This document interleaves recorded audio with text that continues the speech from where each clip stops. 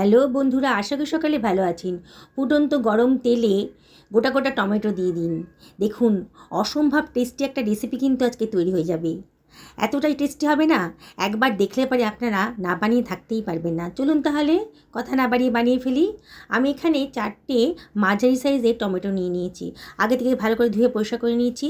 Kitchen towel দিয়ে টমেটোর গাটাকে খুব ভালো করে মুছে নিচ্ছি, যাতে কোনো জল না থাকে। খুব শুকনো করে ভালো করে মুছে নিতে হবে। মোছা হয়ে গেছে। এবার টমেটোর গায়ে আমি একটু কাট লাগিয়ে দিচ্ছি ছুরি দিয়ে। এভাবে কাট লাগিয়ে দেবেন, তা যখন গরম তেলে দেব টমেটোগুলো আর ফাটবে না। প্রতিটা টমেটোকেই কিন্তু এরম কাট লাগিয়ে নিতে হবে।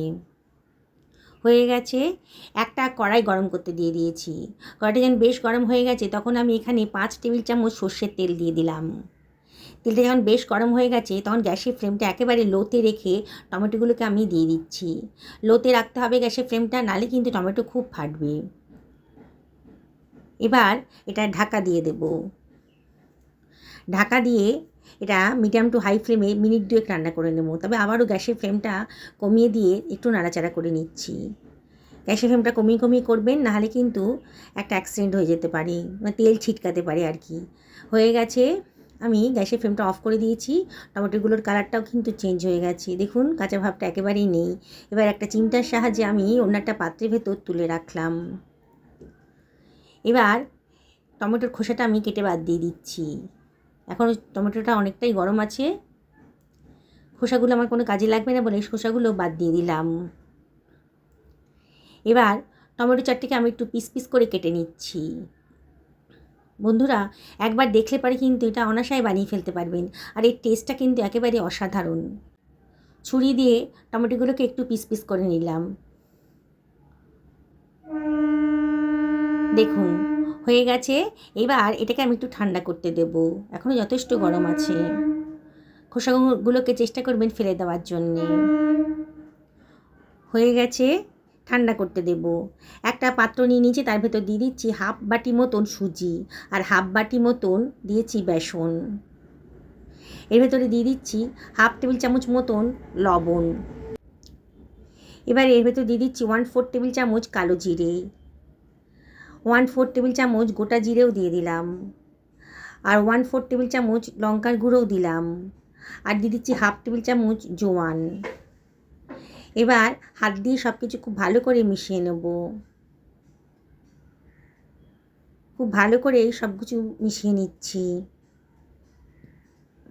এইবারে আমি এর ভেতরে দিয়ে দিচ্ছি 1 বাটি পরিমাণ জল। যে বাটি মাপে সুজি নিয়েছিলাম সেই বাটি মাপেরই জল নিলাম, দিয়ে একটা হুইস্কের সাহায্যে সব কিছু খুব ভালো করে মিশিয়ে নিচ্ছি। এবার এটাকে আমি রেস্টে রেখে দিচ্ছি 5 থেকে 6 মিনিটের জন্যে। টমেটোটাও এবার বেশ ঠান্ডা হয়ে গেছে। এইবার এটাকে আমি একটা গ্রাইন্ডারের ভেতর দিয়ে দিলাম। জল লাগবে না, জল ছাড়াই এটাকে গ্রাইন্ড করে নেব। দেখুন কত সুন্দর একটা স্মুথ পেস্ট তৈরি হয়ে গেছে। মিনিট 5 হয়ে গেছে। বেসন আর সুজিটা ভেজাতে দিয়েছিলাম, অনেকটা ফুলেও গেছে, বেশ নরমও হয়ে গেছে।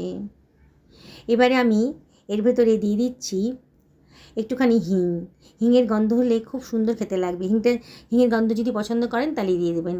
হাতে ডলে খানিকটা কসুরি মেথিও দিয়ে দিলাম, দারুণ সুন্দর একটা ফ্লেভার আসবে। সব কিছু আবারও হুইস্কের সাহায্যে মিশিয়ে নিচ্ছি। একেবারে নতুন ধরনের একটা রেসিপি তৈরি হতে চলেছে। এবারে আমি এর ভেতরে দিয়ে দিচ্ছি পেস্ট করে রাখা টমেটো পিউরিটা, পুরোটাই দিয়ে দিলাম। আবারও সব কিছু খুব ভালো করে মিশিয়ে নিচ্ছি। খুব ভালো করে মিশিয়ে নিতে হবে। এবারে আমি এর ভেতরে দিয়ে দিচ্ছি 1 টেবিল চামচ মতো চিনি। চিনিটা অপশনাল, তবে দিলে পরে কিন্তু রান্নার টেস্টটা খুব ভালো আসবে। পছন্দ না হলে বাদ দিয়ে দেবেন। আবারও সব কিছু খুব ভালো করে মিশিয়ে নিচ্ছি, চিনিটা ভালো করে গলে যায়। এবারে আমি এর ভেতরে দিয়ে দেব 3 বাটি ময়দা। আমি আজকে ময়দা দিয়ে করছি, আপনার ইচ্ছে করলে আটা দিয়ে করতে পারেন কিংবা আটা ময়দা মিশিয়েও করতে পারেন। প্রথমে 3 বাটি দেব। দিয়ে দিলাম যে বাটি মাপে সুজি নিয়েছিলাম সেই বাটি মাপেরই ময়দাটা নিয়ে নিলাম, নিয়ে সব কিছু খুব ভালো করে মিশিয়ে নিচ্ছি। খুব ভালো করে মিশিয়ে নিতে হবে। দেখুন বন্ধুরা, একেবারে নতুন ধরনের একটা রেসিপি আজকে তৈরি হতে চলেছে। আগে হয়তো এরকম ধরনের রেসিপি আপনারা কোনো দিনই খাননি। দেখুন বেশ নরম করে ময়দাটা মাখা হয়ে গেছে। আমার আরেকটু ময়দা দিয়ে দিলাম, আরও হাফ বাটি মতো দিলাম, দিয়ে ভালো করে এটাকে ঠেসে ঠেসে মেখে নিচ্ছি। যদি প্রয়োজন হয় দেবেন, আর যদি না প্রয়োজন হলে তাহলে দেওয়ার দরকার নেই। যদি দেখুন খুব শক্ত হয়ে গেছে ময়দা মাখাটা, তাহলে একটু জলও দিতে পারেন। ভালো করে মাখা হয়ে গেছে। এবার 1 টেবিল চামচ সাদা তেল দিয়ে আবারও একটু এটাকে ভালো করে মেখে নিচ্ছি, দিয়ে একটু রেস্টে রেখে দেব। এটাকে সরিয়ে রাখলাম। পুরি বানাচ্ছি, তার সঙ্গে তো তরকারির প্রয়োজনই আছে। তা আজকের তরকারিটা কিন্তু একেবারে স্ট্রিট স্টাইলের তৈরি করেছি। পুরির সাথে এই তরকারিটা কিন্তু খেতে খুব ভালো লাগে। আর এটা বানানো একেবারেই সোজা। আমি 5 থেকে 6 খানা আলু সেদ্ধ করে রেখেছি।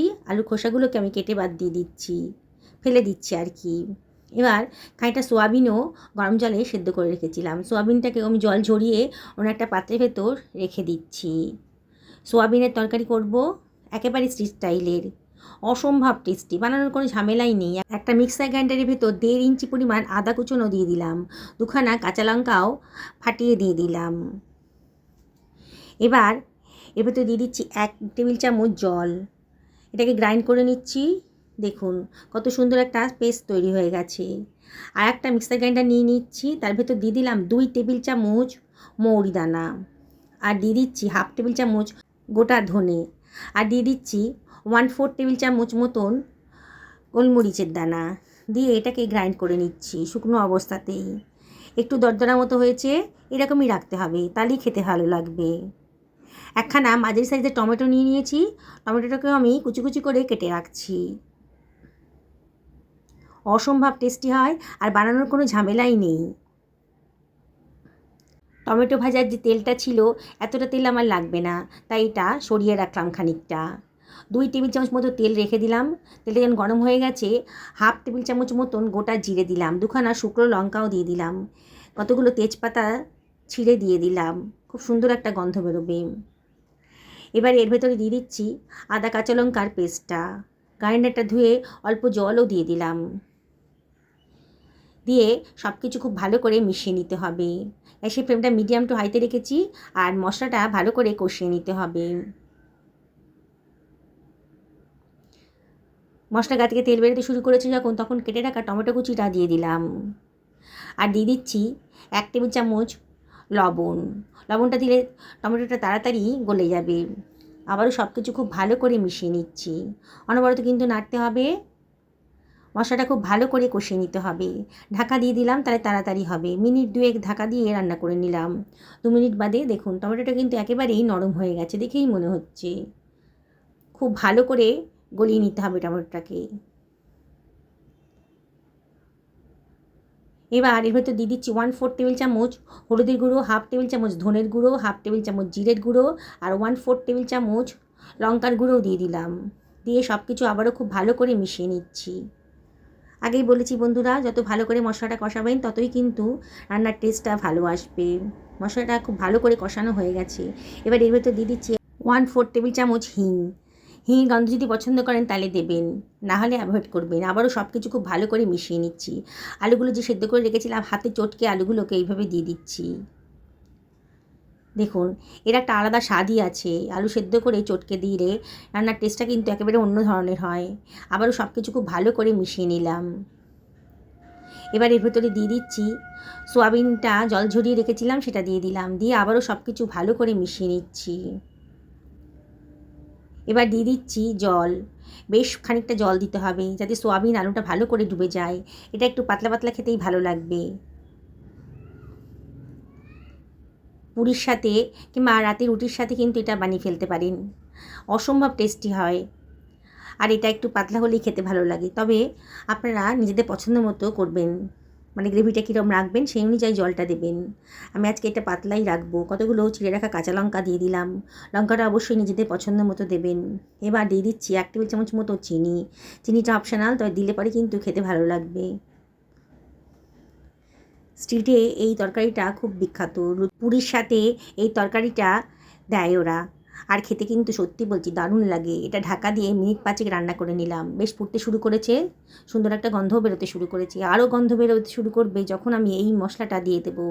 এই স্পেশাল মশলাটা দিলে পারে কিন্তু রান্নার টেস্টটা এক লাফে 100 গুণ বেড়ে যাবে।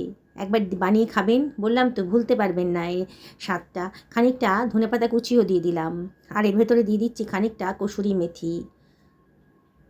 সব কিছু আবারও খুব ভালো করে মিশিয়ে নেব। গ্যাসের ফ্লেমটা একেবারে লোতে রেখে দিয়েছি, সব কিছু ভালো করে মিশিয়ে নিচ্ছি। খুব সুন্দর একটা গন্ধ বেরোতে শুরু করেছে। একবার না খেলে বুঝবেন কি করে। এবার ঢাকা দিয়ে একেবারে লো ফ্লেমে সরিয়ে রাখছি।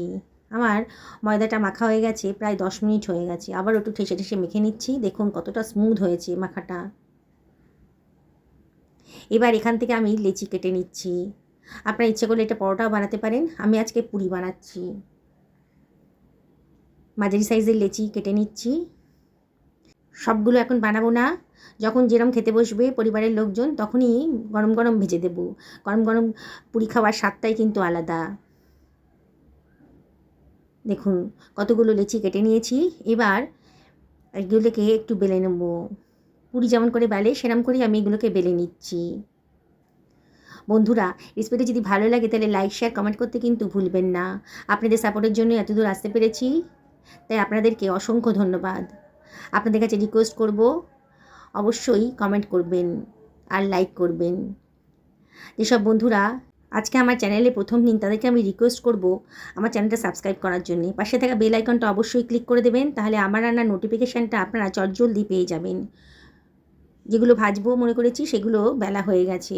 আমি কড়াইতে তেল গরম করতে দিয়ে দিয়েছি। এবার তেলটা যখন বেশ গরম হয়ে গেছে তখন আমি এর ভেতরে দিয়ে দিচ্ছি বেলে রাখা পুরিটা। গ্যাসের ফ্লেমটা মিডিয়াম টু হাইতে রেখেছি। দেখুন কীরকম বলের মতো ফুলে উঠছে। দেখলেন তো, বানানোটা কোনো ঝামেলাই নেই।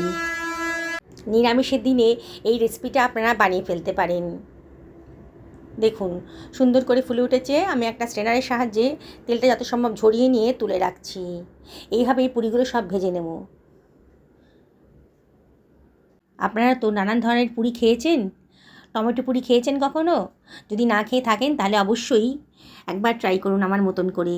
আর যদি খেয়ে থাকেন তাহলেও আমার মতন করে একবার বানিয়ে ফেলুন। দেখুন কতটা সুন্দর টেস্টি হবে। আমি সমস্ত পুরিগুলো একইভাবে ভেজে নিচ্ছি। যেসব বন্ধুরা রেসিপিটা ফেসবুক থেকে দেখছেন তাদেরকে আমি রিকোয়েস্ট করবো আমার পেজটা ফলো করার জন্যে। প্রতিটা পুরি কিন্তু একেবারে বলের মতো ফুলে উঠেছে। সবগুলো পুরি ভাজা হয়ে গেছে। আমি এবার একটা সার্ভিং প্লেটে এগুলোকে সার্ভ করে দিচ্ছি। কতটা লোভনীয় হয়েছে দেখুন বন্ধুরা। বাচ্চাদের সকালে জলখাবারেও দিতে পারেন, হাজব্যান্ডের লাঞ্চ বক্সেও দিতে পারেন, কিংবা ডিনারেও ওটা তৈরি করে ফেলতে পারেন। কোনো ঝামেলাই নেই। নিরামিষের দিনে কোনো চিন্তা থাকবে না যদি এই রেসিপিটা বানিয়ে ফেলুন। দেখুন তরকারিটা একটু পাতলাই করেছি। এইবার আমি একটা পুরি আপনাদেরকে ছিঁড়ে দেখাচ্ছি কতটা ক্রিস্পি হয়েছে বাইরেটা। দেখুন কতটা লোভনীয় হয়েছে। আমি আপনাদেরকে আবারও রিকোয়েস্ট করব একদিন বাড়িতে বানিয়ে ফেলুন, পরিবারের সকলকে খাওয়ান, নিজেও খান। দেখবেন এই নতুন ধরনের রেসিপিটা খেয়ে পরিবারের সকলে কিন্তু ভীষণ মজা পাচ্ছে। সুস্থ থাকুন, ভালো থাকুন এই কামনা করে ভিডিওটা শেষ করলাম। নমস্কার নেবেন।